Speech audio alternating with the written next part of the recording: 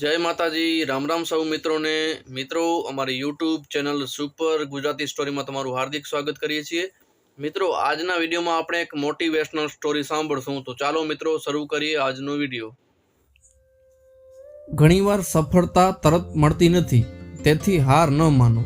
ધીરજ રાખનાર વ્યક્તિ જ સફળ થાય છે। આ ટોપિક પર આજની વાર્તા છે। એક લોકકથા છે। જૂના સમયમાં એક ગામના મંદિરમાં એક મોટો પથ્થર રાખેલો હતો।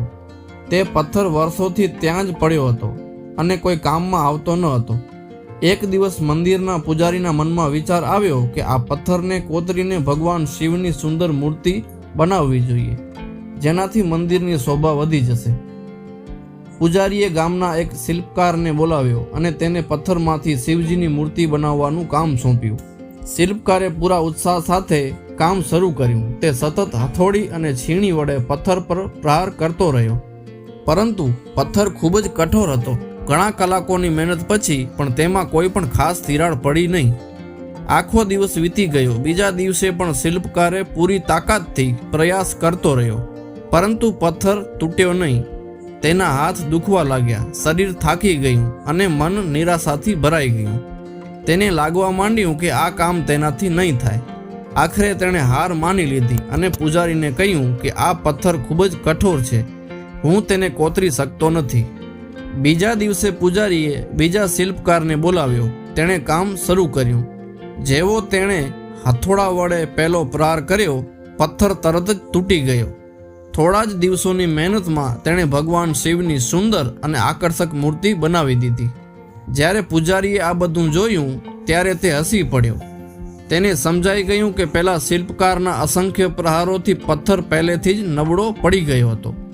જો તેણે અંતિમ સમયે એક વધુ પ્રહાર કર્યો હોત તો સફળતા તેને જ મળી હોત, પરંતુ તેણે બરાબર મંજિલની નજીક પહોંચીને હાર માની લીધી।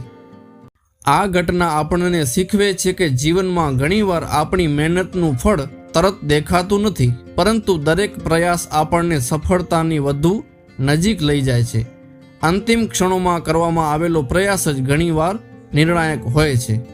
આ વાર્તાની શીખ એ છે કે ઘણીવાર સફળતા તરત મળતી નથી। કેટલાક લક્ષ્યો સમય માંગે છે। ધૈર્ય રાખનાર વ્યક્તિ જ લાંબા સમય સુધી સંઘર્ષ કરી શકે છે અને તેને જ સફળતા મળે છે। ઘણીવાર લોકો મંજિલની સૌથી નજીક પહોંચીને અટકી જાય છે। આ સૌથી ખરાબ સ્થિતિ છે। યાદ રાખો, અંતિમ તબક્કા સુધી સાવચેત રહેવું જોઈએ અને પ્રયાસ કરતા રહેવું જોઈએ। જો તમે ઈમાનદારીથી પ્રયાસ કરી રહ્યા છો તો તેનું સકારાત્મક ફળ ચોક્કસ મળશે। ભલે તે અત્યારે દેખાય નહીં, પરંતુ ભવિષ્યમાં સફળતા ચોક્કસ મળશે। થાકવું સ્વાભાવિક છે, પરંતુ હાર માની લેવી એ સમાધાન નથી। થોડો આરામ કરો, પછી ફરીથી પ્રયાસ કરો। વારંવાર પ્રયાસ કરવાથી જ સફળતા મળે છે। જો બીજા વ્યક્તિને ઝડપથી સફળતા મળતી દેખાય તો એવું ન વિચારો કે તમે નિષ્ફળ છો। શક્ય છે કે તમારા કામમાં થોડી વધુ મહેનતની જરૂર હોય। સરખામણી ન કરો અને મહેનત કરતા રહો, સફળતા ચોક્કસ મળશે। જ્યારે લક્ષ્ય મોટું લાગે ત્યારે તેને નાના ભાગોમાં તોડી લો। આનાથી સતત આગળ વધવાની પ્રેરણા મળે છે અને નાના નાના પ્રયાસોથી જ મોટી સફળતા મળે છે। દરેક નિષ્ફળ પ્રયાસ કંઈક ને કંઈક શીખવે છે। નિષ્ફળતામાંથી મળેલા શીખને અપનાવીને આગલું પગલું વધુ મજબૂત બનાવો। આત્મવિશ્વાસ જ એ શક્તિ છે જે આપણને અંતિમ પ્રહાર કરવાનું સાહસ આપે છે। જીવનમાં સફળતા તેમને જ મળે છે જે સંઘર્ષના છેલ્લા ક્ષણ સુધી ટકી રહે છે।